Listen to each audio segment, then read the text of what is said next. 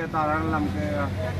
बिस्मिल्लाहिर्रहमानिर्रहीम। आज हम आपको बता रहे हैं टोबा सिंह की गल्ला मंडी जो जहाँ पे ज़रई अजनास आई है उसकी प्राइस के बारे में बताएंगे। उसके प्राइस के बारे में मियाँ गुलबाज साहब बताएंगे कि क्या क्या आज रेट पे चीज़ें फ़रोख्त हुई हैं। जी मियाँ साहब। बिस्मिल्लाह। आज सबसे पहले गंदम 2750 पौने 2800 रुपये तकरीबन फ़रोख्त हुई। राया ये 7300 रुपये फ़रोख्त हुआ।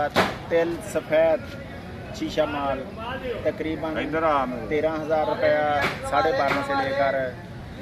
तिल बारशी 10,500 9,500 से लेकर 10,500 तक। बाजरा 2,800 रुपया। मकई तकरीबन 250 रुपया। कपास